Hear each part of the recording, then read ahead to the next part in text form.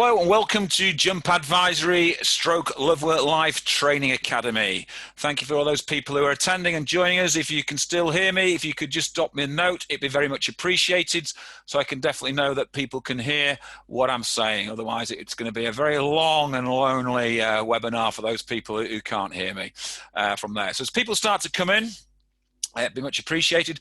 So this week we're looking at interviews, a sign of prosperity, or have you lost control? And it's really important that when we start to think about have we lost control, what are we doing? It's starting to turn potential into actual money and stop wasting our time. And I think when we start to talk about this an awful lot, what we've got to focus on is two things. We've got to focus on creating those interviews, because interviews then start to really put that job in perspective and we are starting to make money. And the second thing we've got to start to focus on is not wasting time. So have I lost control? What am I doing regarding control? So let me kick off as people start to join in. Let me kick off and go through this all the way through. So interviews. Okay, let's have a look at what we're going to cover today so we can really start to see where we are. So I always say the interviews is the boss of all bosses. I always think that interviews is the start of the recruitment process when it starts to really take effect. I start to get excited about my recruitment process now because I can now start to visualize money actually being made. I can start to see the opportunity for me to make money. So I want to see how to make interview happen, to decrease the time between job order taking and interviews happening. I want to look at what could you stop or what could stop interviews from happening, how to influence the situation in your favor. Then we're going to start to look at, are you out of control? Where is control first lost? Key indicators that you're out of control, regaining control, and the triage to make a control decision from there. So setting up interviews, okay? What clients want from agencies is really important. And we need to understand and use what clients want.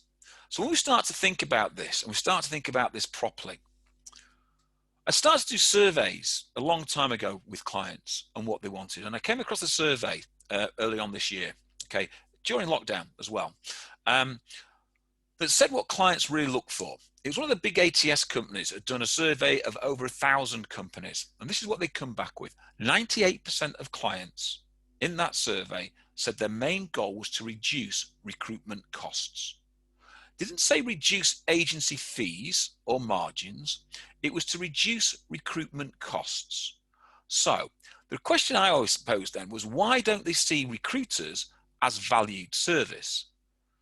Why are we starting to think that we're not valued and yet we're trying to provide value to our client? Because the client only truly sees value in our process when interviews start to happen.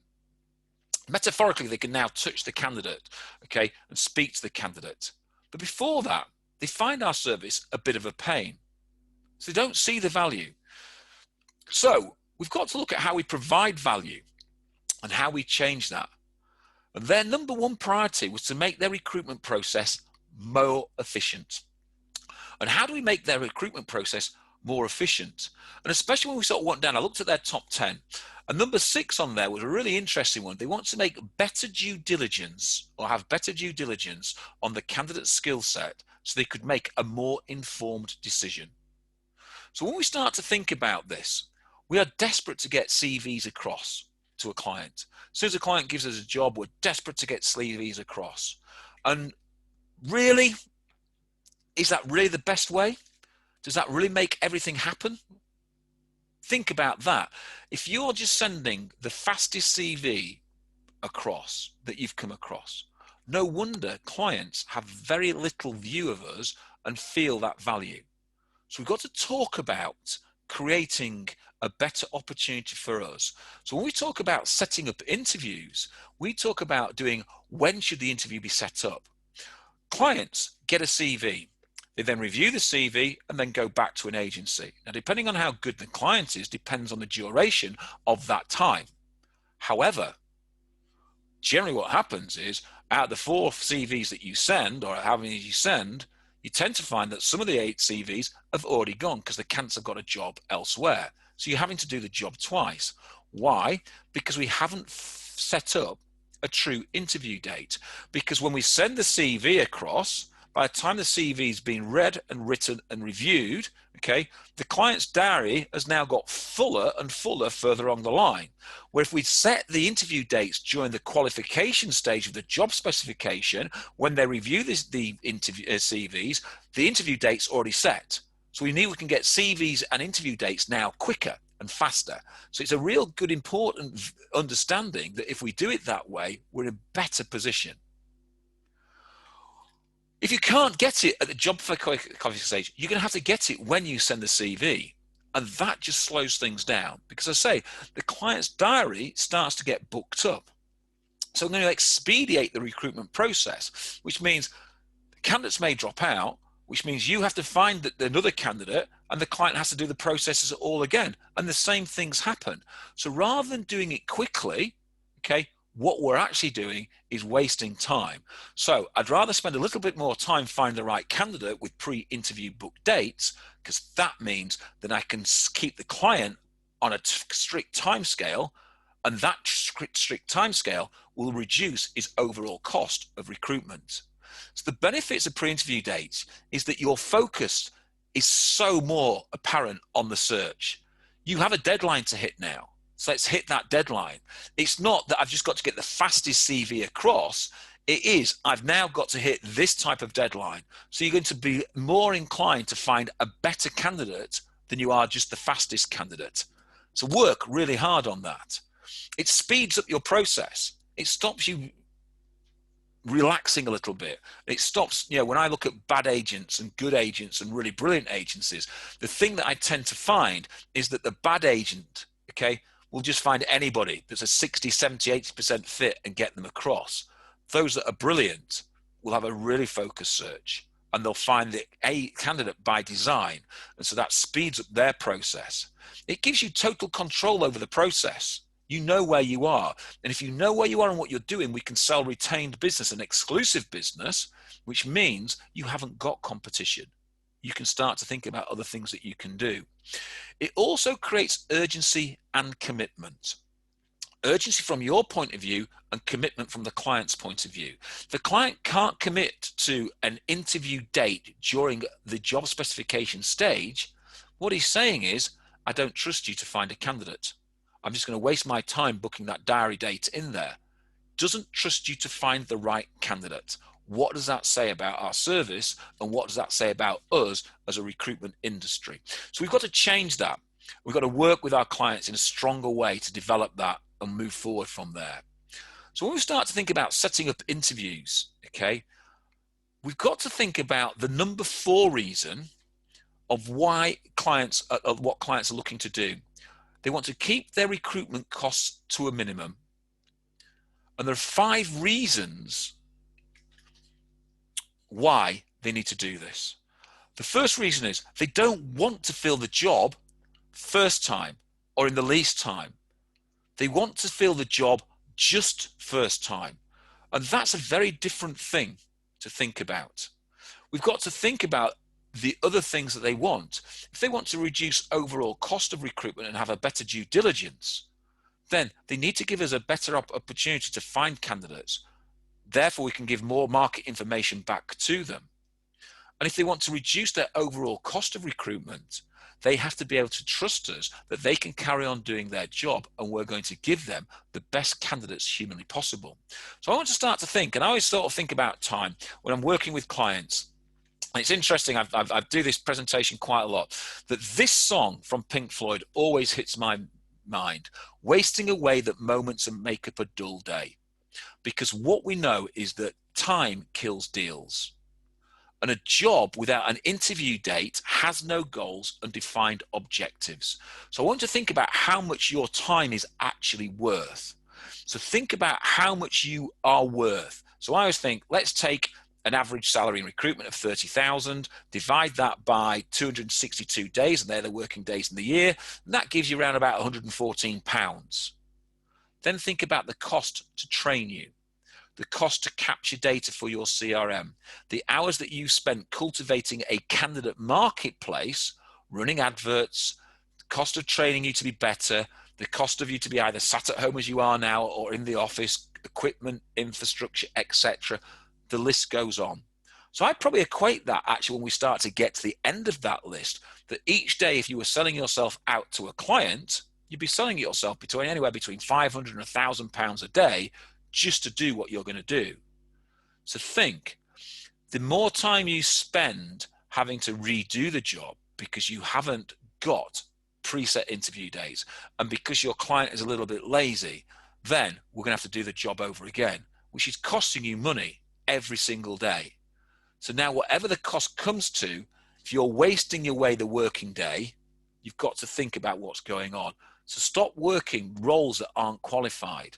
Think about the cost to you and your business. I've not even started to talk about commission and other irrelevant things. It's all about the opportunity that's cost. So I always think, if I'm working a role that hasn't got any commitment from my client, I could have been doing business development. I could have been speaking to my other clients that have roles on. I could be filling roles that are easier and better to fill. So I always think, when I'm in this situation, and I've done this in lots and lots of businesses when I've done it face to face, I've asked consultants to go to the window, open a window or open a door and chuck their purse or their wallet out of the window. And I often get people, well, I'm not doing that. And I ask why. Well, I've worked hard for the money. I've worked hard to buy the purse and the money within the purse. I'm not going to throw it out the window. And yet you've worked really hard to get your clients. You've really worked hard to find the right candidates.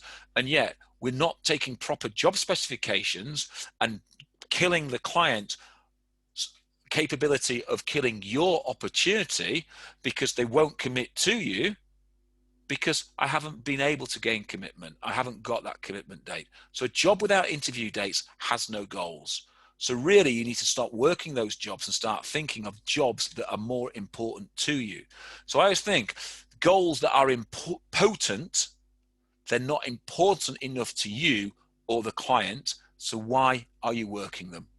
Why waste away those hours on a client with no defined goals? So let's look and let's do a little bit more due diligence on our own business and why we're working those roles, hiding behind roles, than roles that we should be working. So I think we talk about grading specifications. We talk an awful lot about grading job specifications. And I always grade my job specifications so I know that the jobs that I'm working, I've got a really good opportunity to fill. If you think 80%, let's look at this. The UK stats on perm are you fill 2 out of 10 jobs that you take on. Wow, 2 out of 10 jobs. That means 80% of the time that you're working, you're not having a potential to make money because we only fill 2 out of those 10 jobs. So if I can create that differently, then what would I do? So I start to think about that. I grade my job specs. I grade my job specs so I'm not working behind jobs that have no commitment, have little detail, and have no interview dates. And I boil my job specs down into that view. I then start to think about what I'm going to supply to my client. And does my candidate's CV match my job spec? So I grade my candidates against the job specification constantly. Now, this is really interesting because all you're saying, well, we all do this. Well, as a manager, how many times do I sit on a desk and someone comes to me and says, here's a CV, and they give me a CV, and I read the CV, and then I read the job specification, and I go, well, hang on a minute, this CV doesn't match the job specification at all. And the recruitment consultant will say, well, the candidate's told me he can do this, and he can tell me he can do this, and he's told me he can do this, and he's told me he can do this. Well, hang on a minute, none of that is on the CV. So if your job spec looks like that, but your CV looks like this, then there is no match. If your job spec and your CV look like this, and you put them together, then there's a match. Therefore, there's an opportunity to actually make an interview happen and drive that interview. Okay, it means that you're not wasting time because you might send a perfect candidate across, but the CV is not correct, and that candidate gets rejected. You don't get the second bite of the cherry. We now start to think about video interviewing. Wow, if we can create a video interview where a candidate can sell themselves to a client in less than 2 minutes, the reasons why they should be interviewing based on their behavioral skill set and their functional skill set, wow. All of a sudden, we're generally matching our CVs to our clients' needs, and we're generally doing that. So we look for a score all the time of 8+, and I always look at that 8+. So if my candidate is a matching of 8+ on my scale of 10, then I start to submit that candidate, but only by reading the CV. And if my CV doesn't match that job spec in any way, shape or form, but the candidate's told me, I'm going to go back to them.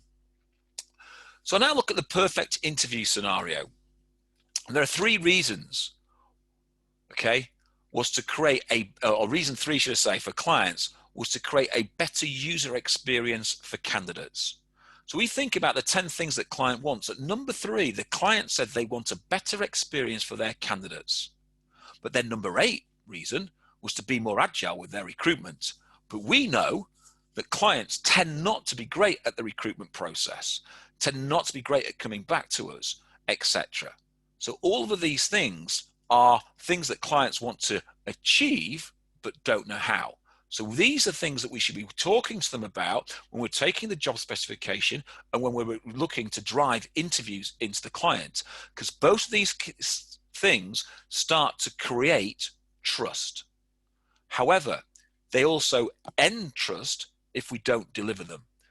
The client needs to trust you as an initial point of contact for their business, because you're out there representing their business. They need to trust your judgment on candidates. So you start to think, if a client doesn't trust you, then why are they going to accept a CV from you? So we've got to start to think about how we can get clients to work with us and trust us. And I'll give you a true story of when I was recruiting. I worked with lots and lots of clients. I was a contract recruiter in the IT marketplace. I was working with clients like Burton's, Nissan, Arcadia Group. I was working with Smith & Nephew, Halfords, etc. All clients that I brought on in the early 90s, big clients, okay, as well as lots of small clients as well. And I got to a point with 2 or 3 of those clients where they'd ring me up and go, Howard, okay, I've got an empty chair. Can you put a candidate on that chair? And I said, who else have you gone out to? He said, we don't go out to any agencies now, Howard, because we trust you explicitly just to put a candidate in because you know our behavioral match, you know our technical match. And I was thinking, wow, so I've now eliminated all my competition. So I was always working with clients, and I would always work on different scenarios to get CVs and interviews done. So my instant view on CVs and interviews was simple. I wanted to create either a telephone or nowadays a video interview. And I wanted an interview set up during the vacancy stage, okay? And I'd want an immediate start. So I would speak to the client and say, okay, I've got several candidates that can do this type of role because I know my candidate market really, really well. I'd like them to start on this day. And I'd drive an immediate start. And I'd work with the client, and my immediate start to the client would be, they will come and work for you for 2 or 3 hours, Mr. Client, free of charge. If you like what they do and they can do the job, then you engage them and they can carry on working for you from that day, and you pay them their full day's rate. How many clients did I get buying into that? An awful lot after a period of time, because they trusted my judgment, because I was matching my candidates to my job specs perfectly, and therefore I could do that. The next one down from that was, if I couldn't get an immediate start, I'd want a telephone interview and then maybe followed by a face-to-face interview, depending on what the client would like. But if I could start with a telephone interview, then that would be brilliant. Okay. As soon as I had a client who wouldn't agree that and just said, I promise to give you an interview based on CV delivery, I tended to stop working with those clients because I had better clients to work with. I then started to look at face-to-face interviewing. Okay. When I started to manage perm divisions and growing big perm teams, because they have a lot more face-to-face interviews. But again, what I started to work on, and there's lots of here, I'd want my first and second interview dates booked with my client at the vacancy taking stage. And what I'd want is all my first interviews happening on the same day. Because if I have that with my client, then I can start to manipulate the data that's coming out of my client and my candidates as the candidate comes out of the interview, because I'm taking feedback and therefore I can push that feedback back to the next client candidate down the line. I'd want my second interview date always booked within 5 days of the first interview date. Again, I was controlling my timescales.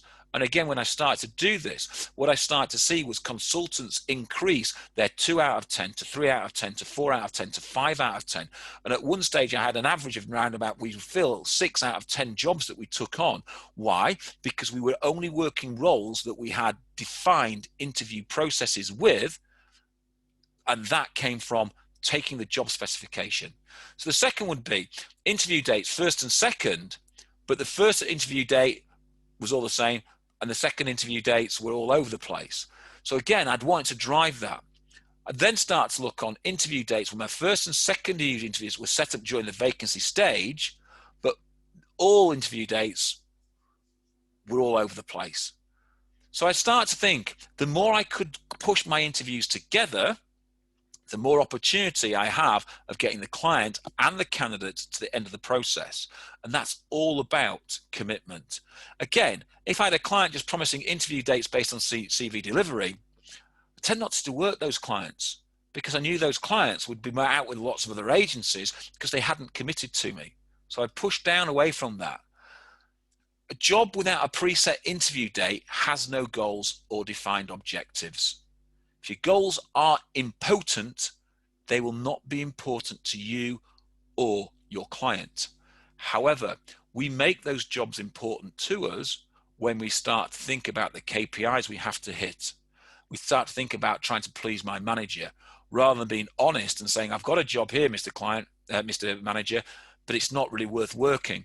Excuse me, Miss Manager, I've got a job here. It's not really worth me investing my time in, but I'm going to try find another job during prime selling time, and I'll work this one outside of core hours.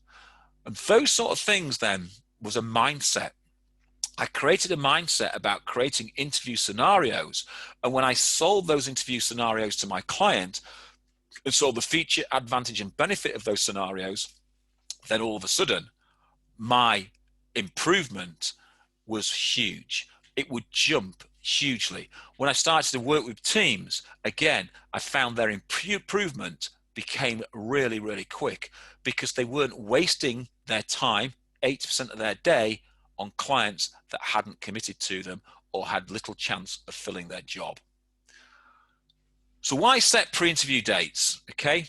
The clients talked about they want a better due diligence. They want to be able to make more important decisions on their candidates based on the information that's given to you, okay? So if you have a candidate pool that is pre-screened and you're in touch with, now you have a genuine selling point to a client. So setting set interview dates means that you can confirm and commit a candidate quicker.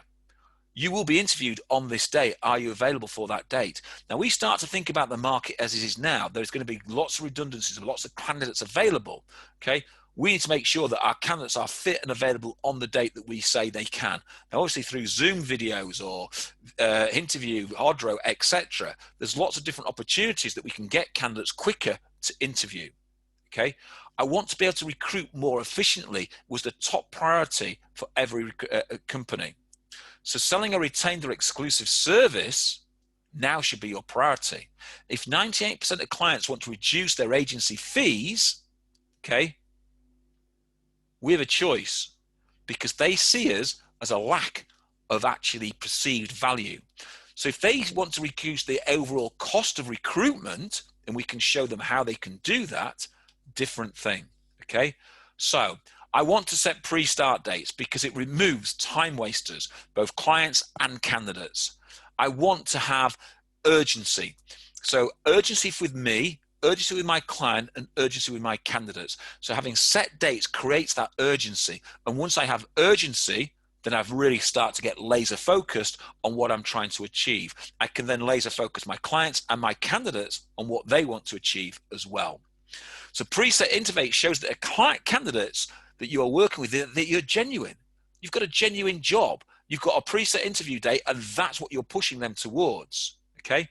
It also creates FOMO, the fear of missing out, especially in this marketplace. If you've got good clients with good jobs, candidates will fear missing out if they don't make them available, self-available for the interview dates that you've pre-booked.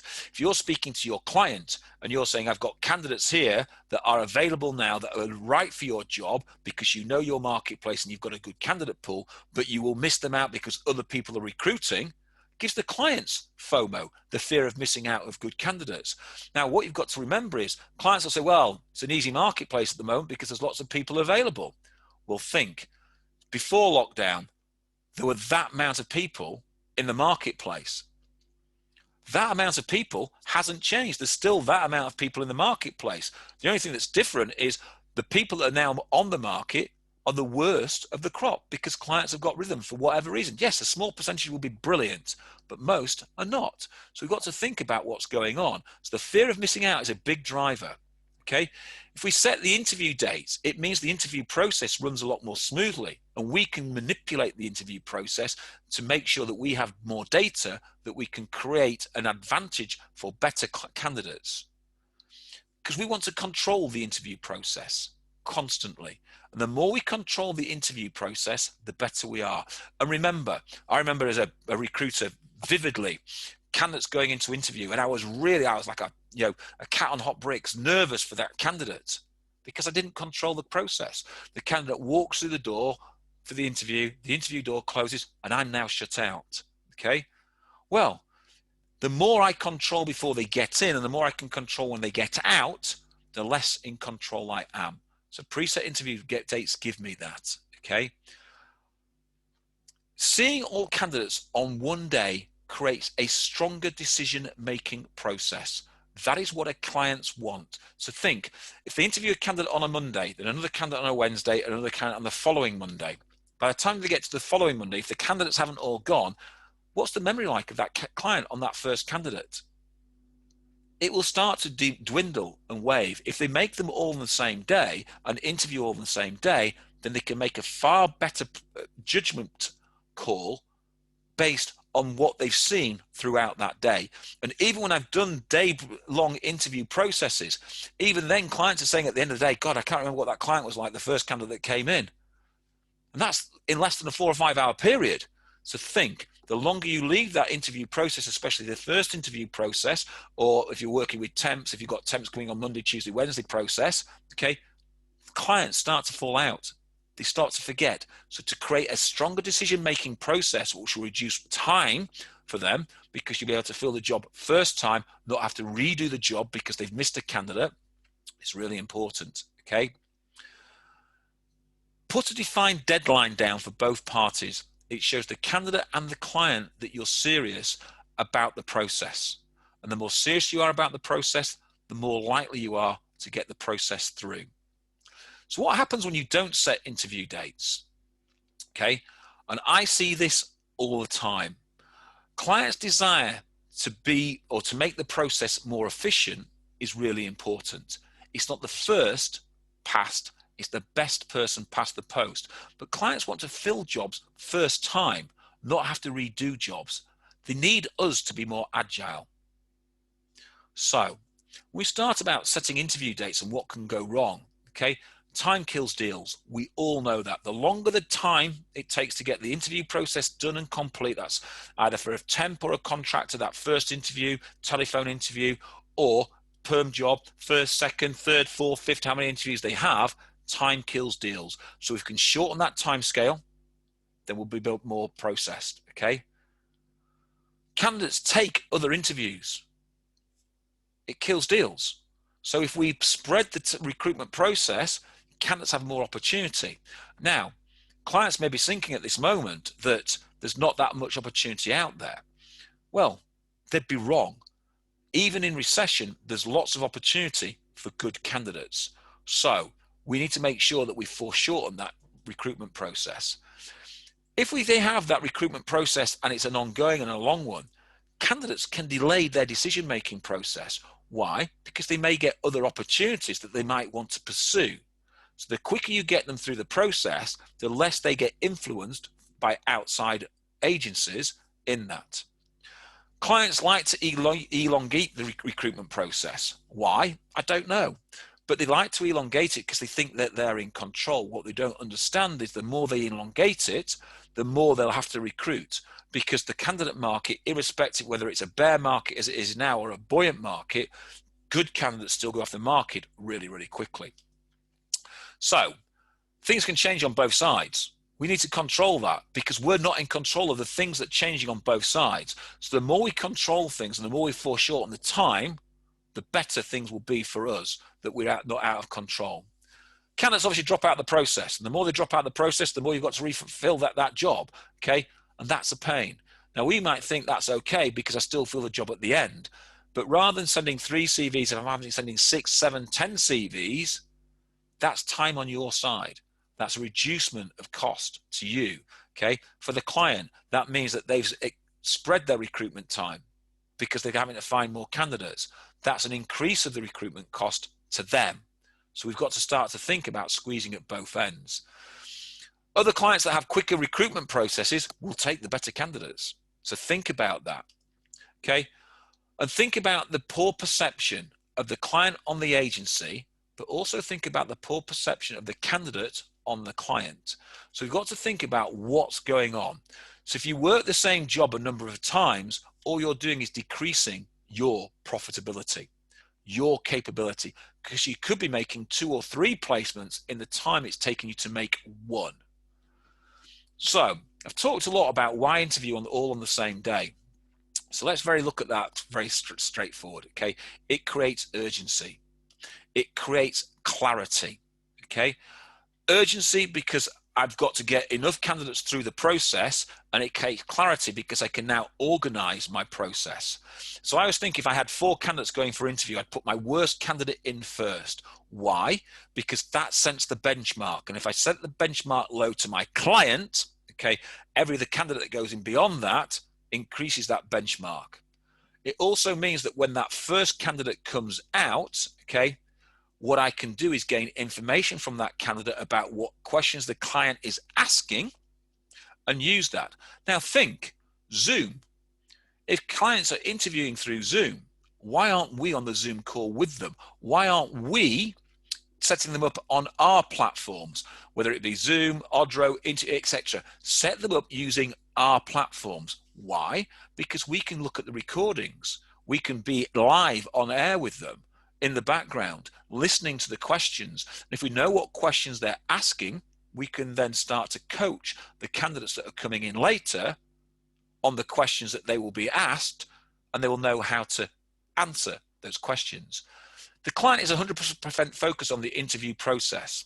What that actually means is, irrespective now, especially working from home or working on client site, there's so many other interruptions that the client may have. But if they're focused on if you've blocked out a whole set of hours in their diary on one day, then they're more focused on that. They're not going to take interruptions because they've locked themselves off. They've blocked themselves off. If you bring the clients into your office, once the offices start to reopen again, they're off-site, which means they're not getting interrupted from their day-to-day job. Because remember, their day-to-day job isn't recruitment, it's doing whatever they're doing. That will take priority. So you need them 100% focused on your interview, okay? It improves the interview process because they can make a very quick decision either to engage, employ, or move to second interview very, very quickly, rather than elongating it over a period of time. As we talked about, it makes the candidate comparison more defined. The client hasn't got an opportunity to forget anything. It's there for them. And it increases your chance of getting an offer. To give you a true example, there's a very large agency that uses this process constantly. Their average on their normal job that they take on, they have about a 56% hit rate. Every job where they take on the same day interview process, they have a 90+ hit rate of success. Wow, 90+ success rate. So our job to think about is selling this to the client, getting this across to the client. And if it has a 90% success rate, our client should be thinking about how they should buy into it and why they should buy into it, because it will save them a whole host of time. That instant feedback is really important. The more feedback instantly we get, the more we can influence further down the line, either candidates coming in, or we can influence the client about what to expect, what's coming in. You can address any issues there and then. How many times do you have an interview with a client? Okay, the candidate's giving you great feedback, okay, or the candidate's giving you great feedback, but you can't get hold of the client, or you can't get hold of the candidate. Well, you can do immediately, because you'll have the candidate there and the client, and you can address issues instantly. Those issues sometimes might lead to a placement, because it might be a bit of misunderstanding, and it's just polishing them off. So you can understand that. Okay. You can also help, as I said, candidate with their preparation of what's going on, but it gives you total control over the process. So I often get asked, well, how do I increase your chance of securing fixed interview dates? And to me, that is very, very simple. You need to stand your ground. You need to stand your ground and understand what and why a client will buy it. So sell the benefits to the client, but with the benefits, you need to sell the advantages and features as well. But the benefit to the client is something that they will start to buy. And if you can then capitalize on that, then you can create this as the norm, not just a one-off process. Give examples of where you've done it in the past and what difference it has made to that client. And that is really important, using real live examples. And if you can start to use real life examples of how you've helped other clients reduce their overall cost of recruitment, it's a bit of a feather in the cap for your client when he can go back to his manager or her manager and start to say, I've started to reduce the cost of recruitment, the overall cost. So think about this really, really carefully. Okay, so I use this all the time with a client as a bit of a close. Okay, Mr. Client, I'll have a candidate to you on X number of days, and therefore we will be able to fix the interview date on either Wednesday or Friday. Which day can you book out? I want the client to open up their open up their diary, so I can now start to get the gaps. If they say, oh, I'm not available for Wednesday or Friday, the question is obviously, then when are you available for this process? Well, actually, I'm available Monday. Great. Let's book it in Monday, okay, and get it sorted from there. So I'm always using an alternative close to get my opportunity to fix interview dates. So I always will get the client to open up their calendar to give me that information, okay? I want to explain the market to them, the competition, okay, for staff. Irrespective of the market as it is now, there is still competition for the best staff. So you need to build FOMO. So how do we know if we're out of control? It's a really interesting question. How do we know if we're out of control? Okay. Desperation. Think about the moment, what we're going on at the moment. People are getting desperate. They've not had a job on for a while, so desperate to get jobs on. People are desperate to try hit a KPI if you're pushing KPIs. People are desperate, they need to make a placement. But desperate people do desperate things. And desperate things tend to erode the recruitment process. So, the deal you think are going to happen, don't. So if you start to speak to your consultants and you start to speak to yourself and you start to listen into sort of sales meetings and you start to think about the clients that are promising you deals and they're not happening, you're out of control. There's something missing. What are you looking for? So deals that you think are going to happen that don't, okay, you need to analyze why they don't. And if you are not in control, then you might not even notice that you're not. So once deals stop happening, why? If you feel desperate and you know you're cutting corners, stop. You know you're cutting corners. You know what the recruitment process should be. You know you've been a little bit idle. And I worked with a company and they had a really, really poor CV to interview ratio. They had an even poorer CV to deal ratio. And when I started to investigate what was going on, when we started talking about the candidate, their interview prep call on average was 6 minutes. Wow. My interview prep calls, even back in the day in the early 90s, was over half an hour. I'd prep my candidate. So I found an area that was really weak on them. They were cutting corners. They were just going, your interview date is here, time is here, this is the person you're interviewing, good luck. Once we changed that, wow, all of a sudden, their dropout stopped. All of a sudden, their CV to placement ratio, their interview to placement ratio went through the roof. So if you're cutting corners, it will cut your commission because it'll cut your ability to hit target, okay? You're not hitting your KPIs, okay? Now, let's be serious about KPIs, okay? I'm not one for KPI's sake. I'm not one for just saying, right, how many telephone calls have you made? How many clients have you called, etc. I look at KPIs in a very, very simple way. New jobs create opportunities. So what are the jobs have I created on? CVs out, create opportunity. Interviews create opportunity. So I measure those three things. So I'd like to know how many jobs that I need on per month to make a placement, or make the number of placements I need to hit target. So therefore, if I know how many jobs that I need to get on, I know how many client calls I need to be making. So I can start to work on that, and I'm mentally tuned into that. I then start to look at how many CVs that I need to get a job. So again, how many CVs do I need to get out of the door?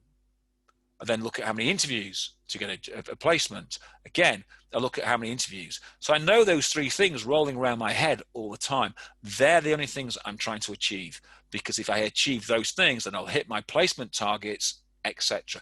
If things are going wrong, I can then start to go backwards into my process to find out where they're going wrong. However, if I'm just not hitting my targets and I don't care about not hitting my targets, then I'm out of control and I'm a bit of a lost cause. You're not hitting your KPI, so you're hitting your KPIs, but you're not getting results.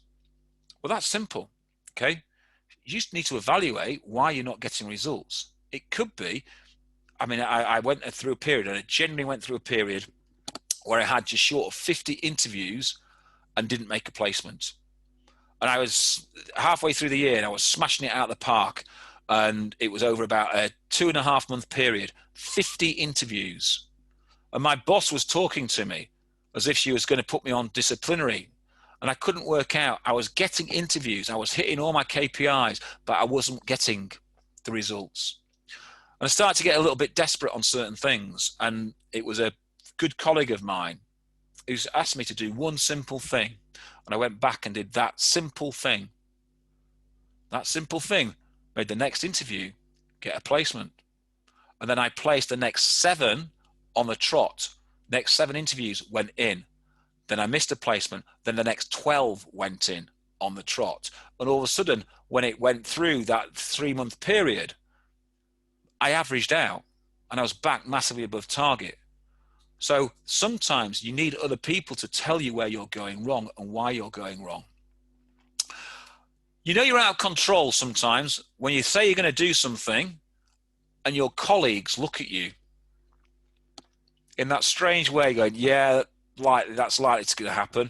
Sometimes you need to listen to what your colleagues are saying, or even more importantly, listen to what they're not saying. If they're giving you that look that you're just chancing it, then really you are chancing it, and therefore you need to address that, okay? If you're having 2 meetings with your boss about your performance, obviously that's a problem. You need to look at that straight away. What are you doing? What can you do differently that will get the results that you need? We then start to think about, where's control first and constantly lost? And all the time when I'm with clients, I'm looking at this point constantly. I'm looking at what's going on constantly. So I start to look at the first point, okay, with my candidate and my client. The first call I make to them, if I'm not setting expectations on that call, irrespective whether it be a business development call that might lead to a job 6 months later, or whether I'm calling a candidate just to pre-interview them for something, etc., if I'm not setting their expectations there and then I start to lose control. And that's a slippery slope. The job specification stage. Lack of commitment, lack of inflexibility, lack of interviews, etc. All of these things say, I'm losing control. I'm not in control. I sometimes look at consultants And then when consultants work for me, quite a lot of the time I'd have a job specification sheet in, okay? And I'd then say, okay, you've taken a job on, let's have a look at your job specification sheet. If I suddenly saw white space all over that job specification sheet, guess what? It's not a great job spec. It's a job spec that lacks commitment, it lacks in flexibility, etc., etc. So I'm going to push the candidate back, the consultant back, to get a better job spec. Otherwise, why is it worth working that job? You've got to make sure that you're working things that are worthwhile. That's cutting a corner. Same at interview stage. If you're not prepping your candidate properly and your client for interview, then you're going to lose control at some stage. So interview stage is really important. Prepping the candidate and prepping the client for the interview. And that means covering the time, the date, the dress sense, etc. But most importantly, covering the rate or the salary that the candidate is going to expect at the end of it, cover that off with the client, and then confirm that the candidate will accept at that level. So again, that interview stage is really important, and how I drive that. Once I get the offer stage, if I start to lose candidates here at the offer stage, I know I'm in deep trouble. So I need to work really hard at the offer stage to drive things through properly. A lot of consultants, certainly when this type of marketplace, post-offer, pre-interview start date, you will find candidates drop out because they're given more opportunities. So again, working with your client to get your candidate on board quickly is really important, but looking after your candidate once they've resigned, or if they've been given an offer and they've been, they're not working, looking after them until that start date is really important. If you just gave an offer here and they've accepted the offer, and then 3 weeks later they're starting and you haven't spoken to them in 3 weeks and they don't turn up, that's not the candidate's fault, that's your fault. That's your fault for not being in control of that candidate between offer and actually acceptance of the offer and them starting. We need to control that process all the way through. So we need to start to think about everything else that we start to pull forward constantly.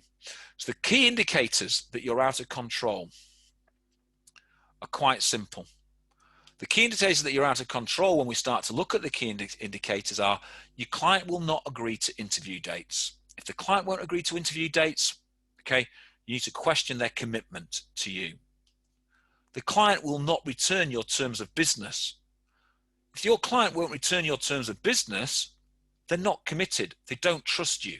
So why would you work with those clients? Candidates are constantly dropping out. So if you find candidates constantly dropping out of your recruitment process, either your client is taking too long, or the candidates that you're working with aren't right in the first place, and you haven't investigated them enough to work out whether they should be working for you. When clients start asking for skills not specified before, and this I come across an awful lot. How many times have you heard this? Oh, the client has just turned the candidate down because he didn't have this skill set. And when I go, is that on the job spec? Oh, no, it's not on the job spec. Why not? The question is, why not on the job spec? Is it because we've rushed taking the job specification and therefore we didn't know that skill was available, or we don't know the market well enough to ask whether the client would like that type of skill because I'm not exercising my knowledge of the marketplace? So when clients start to ask for skills not specified before, it's because you didn't know the client well enough to know whether they needed that skill or not. Once you start receiving little or no feedback, they're not answering their phone, they're not picking up email, you are out of control. You have lost control completely, okay? Clients and candidates stop answering your call. It is a fair sign that clients don't want to work with you and candidates are either fed up with you, they've stopped answering your call. So if you start to see these things, you need to start reacting and doing something about it, okay? When candidates start getting rejected for unknown reasons, or the client won't give you true feedback, you're out of control. And candidates and clients start making unrealistic demands. It's really interesting when I start to see, certainly in this type of market, candidates demanding more money, clients looking to reduce candidates' rates and salaries, etc., etc. Unrealistic in the marketplace. Stick by your guns, okay? If they make unrealistic demands, okay, you're not in control, okay? So Let's talk about regaining control. Regaining control is about closing constantly. The ABC, always be closing. So we need to stop, think, and breathe. By stopping and thinking and taking a big breath, I start to center myself. Right, stop. What am I doing? Think, what's happening?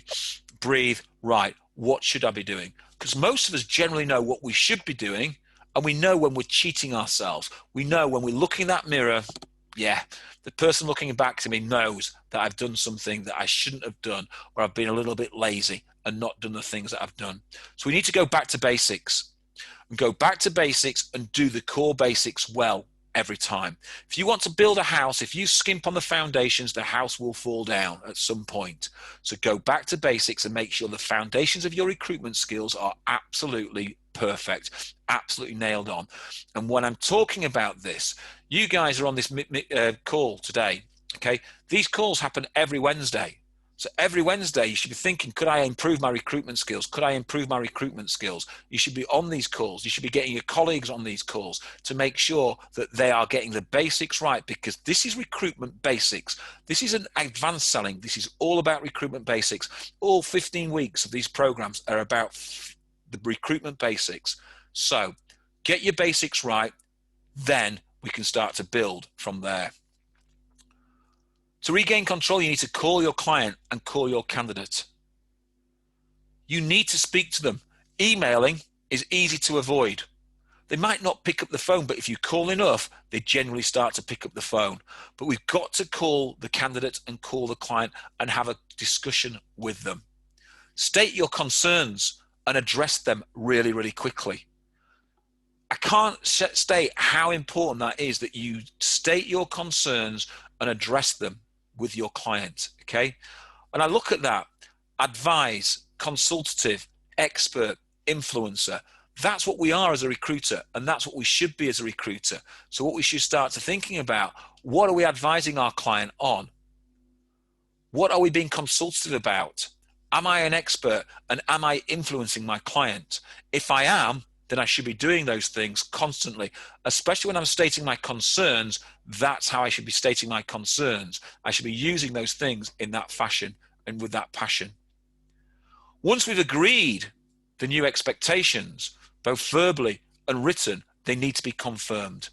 So again, once I start to re-establish control, I'm going to re-establish it properly. So I'm going to write to the client of what we've agreed to make sure that they know that. I'm going to write to my candidate to make sure they know that, okay?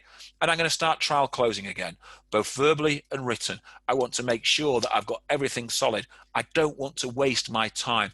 I don't want to be spending my time wasting the moments that make up a dull day, because a dull day is a day where I'm not progressing myself. So I'm going to work on that really cleverly and be prepared to walk away. Don't compromise or get desperate. So walk away from clients and candidates that are just not giving you the joy that you deserve. Be honest about that. So to triage and take a controlled decision, if I could say that, to make a controlled decision, okay, we need to start to triage our situation. So I say stop, breathe, and think. Seek advice from your colleagues, your manager, everybody. Seek advice. Review your situation and review it in-depthly. If you're at fault, work on that. If the client's at fault, work on that. You need to create a new plan to succeed or not. And when I say to succeed or not, it is, are you going to succeed or not? So I always think succeed and proceed are so close to each other that when we start to think proceed or not, it is about success. Why would I proceed on a job that I'm not going to fill? Because I'm not going to succeed at that. So succeed or not, proceed or not. Think. If you're not going to think you're going to be successful, why should you proceed at all? And then stick to your plan. Once you've made the plan, stick to it, okay? Do not compromise on quality or service. Make sure you give the quality and service that your client deserves. And I say, prepare to walk away. I have genuinely sacked candidates and clients that I'm not in control with and found better roles. And what I've found when I've done that, then I'm investing my time more wisely with clients that give me more opportunity to make placements. And once I got that into my tiny little mind, all of a sudden, I was making more placements on a regular basis. I wasn't suffering the wrath of working with clients that expect absolutely everything but give you nothing, especially commitment. I was working with clients that loved working with me, and I loved working with them. And the more we worked together, the more we loved working together, the harder it was for my competition to get anywhere near me. So I didn't want to work with clients that wouldn't give me the love back. And I would try and love all my clients the same, but I would know where that I was knocking my head against a brick wall, and I would walk away and sack the candidate or sack the client and work on from there. So to conclude, okay, the first part of the conclusion is about you. It's about being honest if you've lost control. Be honest with yourself. Don't hide. Be honest. Seek advice. Okay? Humility is a great thing. Okay? Going up and opening up to somebody, how can you help me, is really important, because they might give you one piece of advice that will change your career forever. Review your situation and constantly review that situation. Review it so you understand where you are and what's happening, what's going right, what's going wrong, what do you need to address, and then create a plan. And as I say, it is proceed or not, but that proceed you can change to succeed or not. It is the same thing. So don't proceed down a road that you know you've got little chance of winning. Stick to your plan. Once you have a plan, stick to your plan. So if your plan is not to just go down that road, then don't go down it. It's interesting. There's a guy called Sang Tzu who in the 5th century BC wrote in China, The Art of War, a very famous book which most military leaders still use today on military tactics. Business leaders use it an awful lot. One of the things he said was never engage with an army that you're never going to win or beat. Okay, so we're engaging with clients that we're never going to win. We're never going to beat them. We're never going to beat our competition for whatever reason it is. Okay, his opportunity comment there was to go away and learn to fight another day. Okay, so stick to your plan. Once you have a plan, stick to it.